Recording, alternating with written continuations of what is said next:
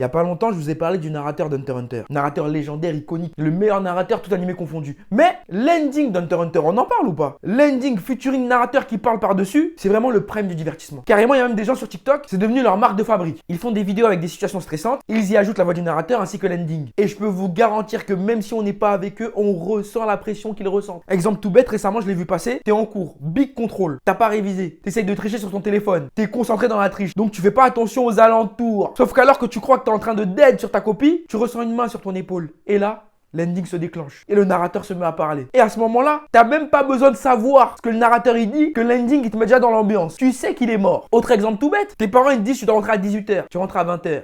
21h. Au moment où tu ouvres la porte de chez toi, l'ending il se déclenche. Et là tu sais. Tu sais. J'ai même pas besoin de vous raconter la suite, vous savez déjà ce qui va se passer. Vous savez déjà. Encore plus rapide, votre téléphone il vibre dans votre poche. Vous voyez c'est un message expéditeur. Ma chérie, mon bébé, tout ce que vous voulez. Vous guettez le message et là vous lisez, il faut qu'on parle. L'ending il se déclenche. Vous savez déjà ce que vous avez fait. L'ending est déclenché, c'est mort. Non, vraiment, les studios Madhouse, ce qu'ils ont fait avec Hunter x Hunter 2011, c'est ce qu'on appelle rendre un animé iconique. Le narrateur et les OST ont plus de buzz que certains personnages de la série. Vraiment un grand bravo à eux. Et Togashi, t'es trop fort. Vous avez vu, ça faisait longtemps que j'ai pas parlé de lui. Fallait que je le remette un peu au goût du jour.